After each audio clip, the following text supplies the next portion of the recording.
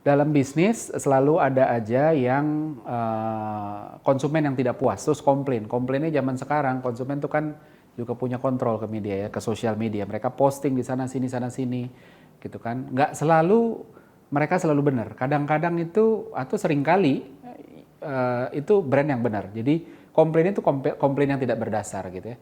Nah terus seringkali abis itu brand menyikapinya dengan salah, dibawa ke pengadilan lah, dituntut terus, tapi ujung-ujungnya reputasi brandnya rusak. Apakah ini cara yang paling benar apa enggak? Kita bahas hari ini. Halo, saya Ignatius Untung, selamat datang di Marketing.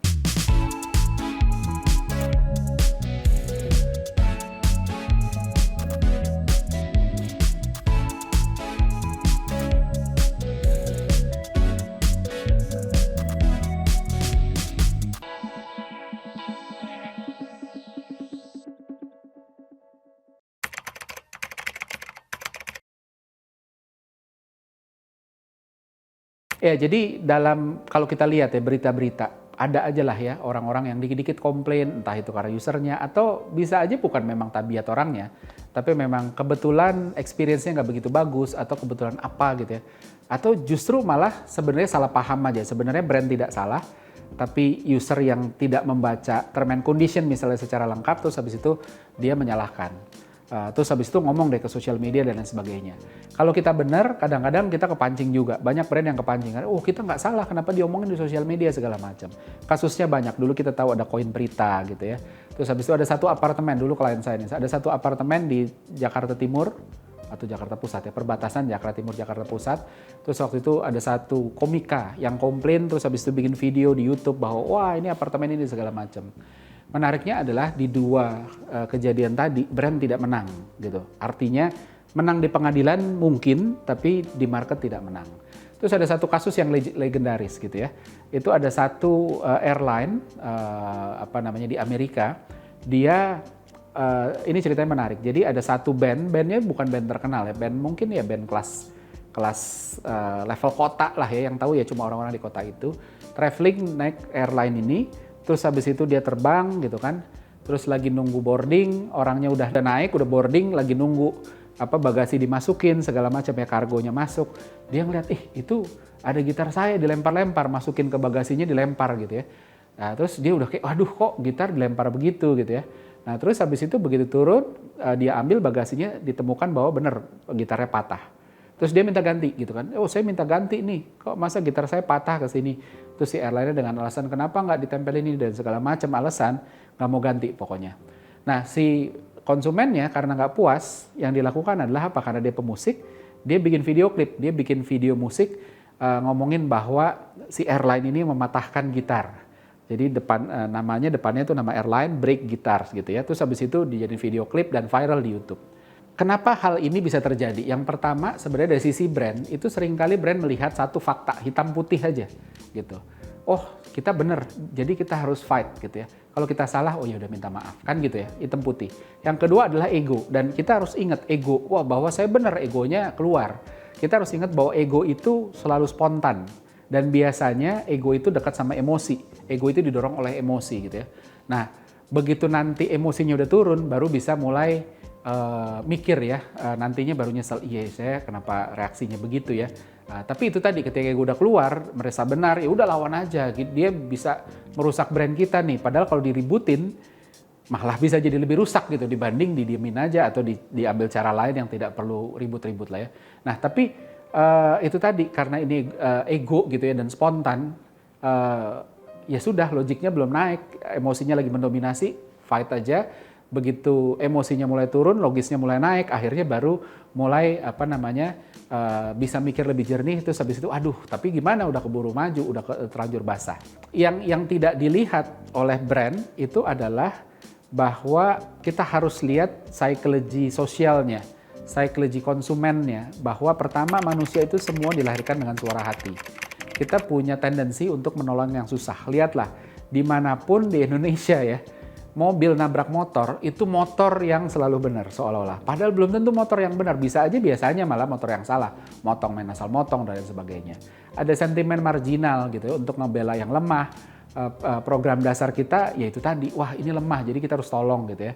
Dan bahkan ya, ini satu cerita yang saya dapat dari teman saya yang pernah di penjara ya, dia bilang, wah itu kalau pedofil masuk penjara, wah bakal sengsara di dalam itu, wah dibully dan pokoknya dapat perlakuan yang tidak menyenangkan. Karena apa? Kenapa cuma pedofil? Karena pedofil itu kan pelecehan seks terhadap anak kecil. Jadi dianggapnya anak kecil ini tidak berdaya, tidak punya kekuatan untuk melawan. Jadi makanya dilawan balik. Jadi emang itu tadi gitu. Suara hati kita itu selalu ngedorong untuk ngebela orang-orang yang lemah gitu ya. Nah, jadi kita bisa bayangin kita ada di posisi konsumen gitu ya.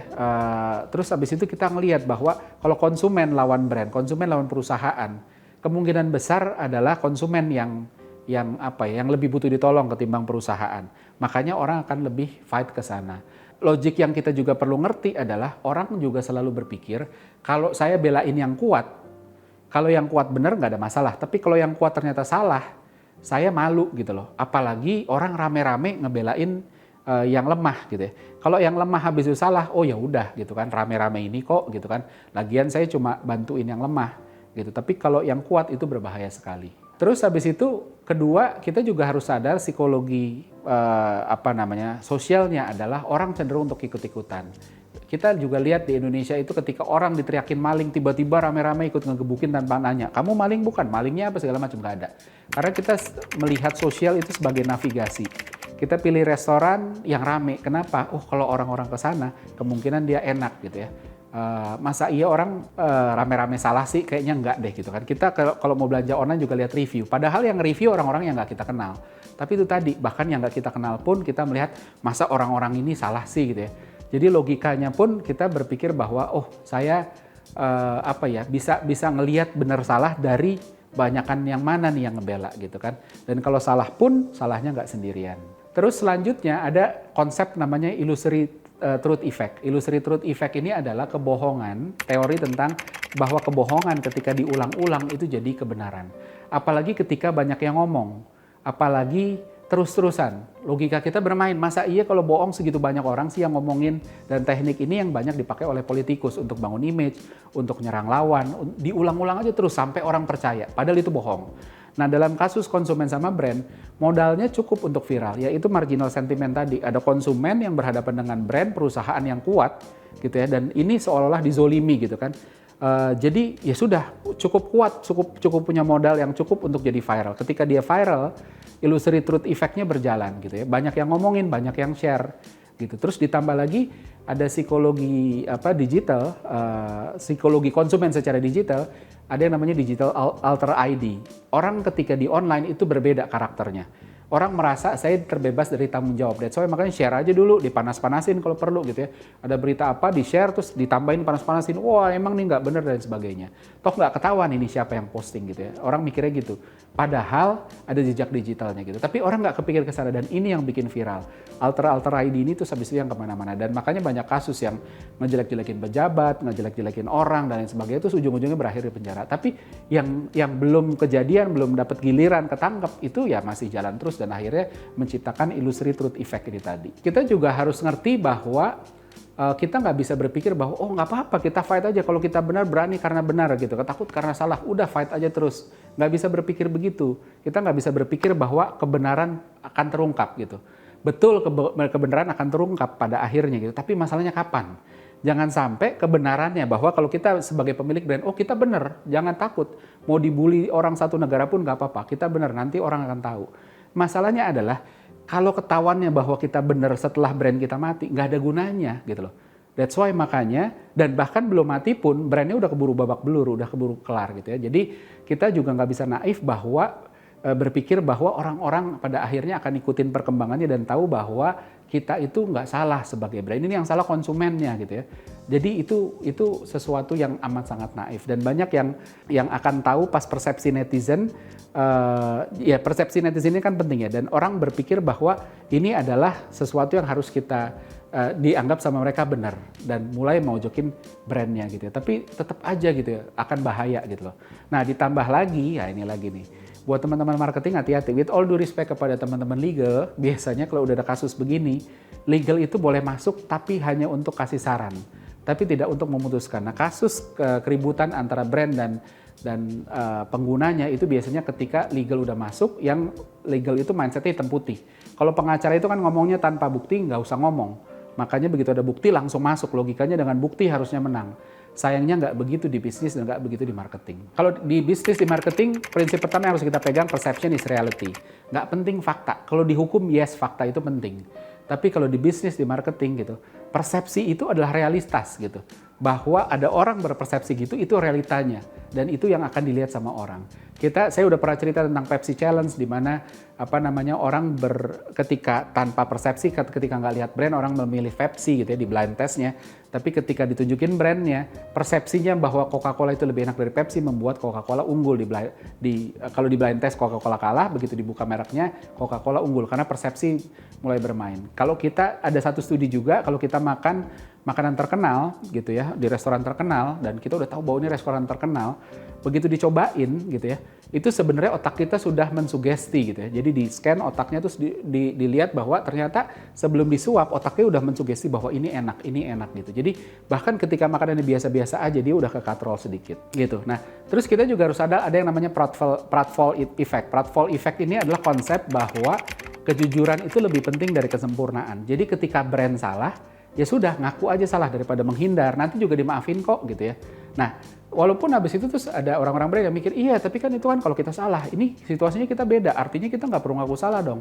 Nah, itu tadi konsepnya harus didapetin bahwa orang nggak sekedar cari benar salah aja, tapi kepedulian, ketulusan gitu ya, kejujuran, itu melebihi fakta dan itu penting sekali. Termasuk kalau dalam kehidupan sehari-hari ya, kayak saya contoh, saya punya anak 3 ya, yang dua yang kecil atau bahkan yang gede, yang paling gede ya, yang paling gede suka berantem sama yang nomor 3. Kenapa yang paling gede ini udah usianya masuk ke usia remaja, mulai bisa berpikir logis, adiknya terus habis itu kadang-kadang masih belum ngerti gitu ya, adiknya masih ya umur berapa, 6 tahun gitu ya, terus ngerusakin mainan, salah sih gitu ya, terus kakaknya marah-marah gitu kan.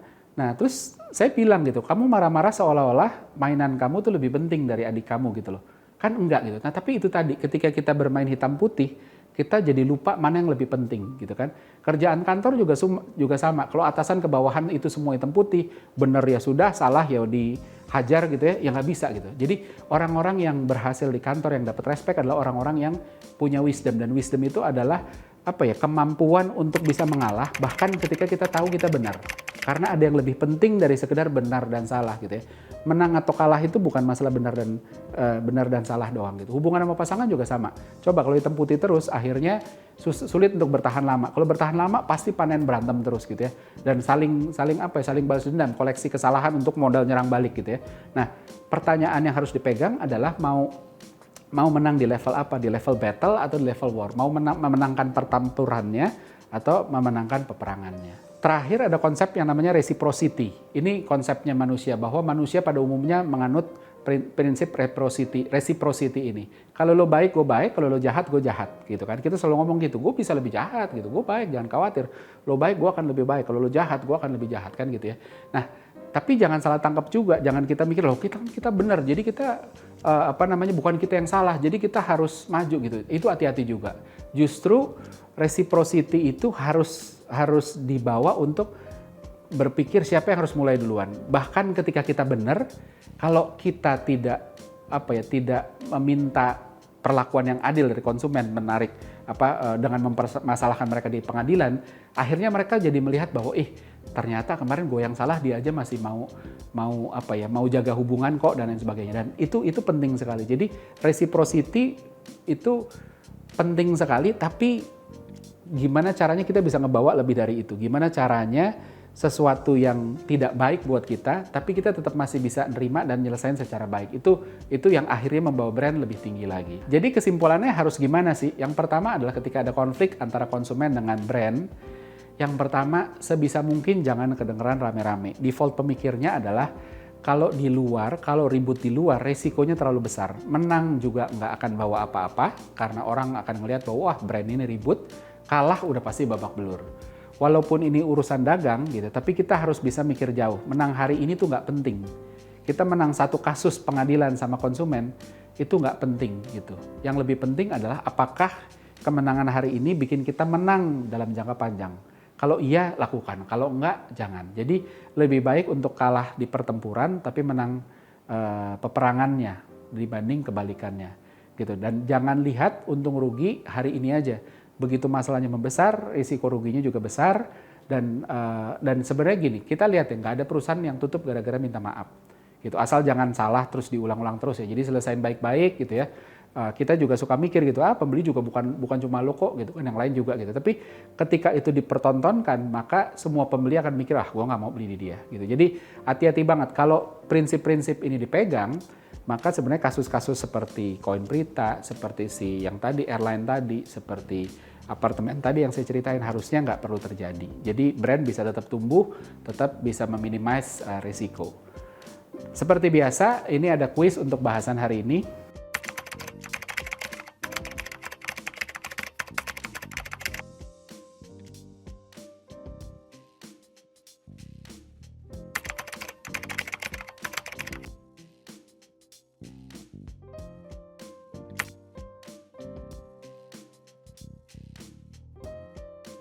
Pemenang kuis episode ini bisa dilihat di episode selanjutnya. Maka dari itu jangan sampai kelewatan, selalu ikuti marketing.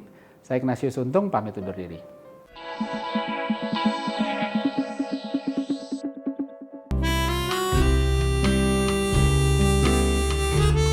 Gimana? Seru-seru kan videonya? Kalau suka, jangan lupa komen dan like ya. Masih banyak juga nih video-video yang keren-keren lainnya, gitu kan? Dan jangan lupa subscribe juga Marketer TV di sini nih.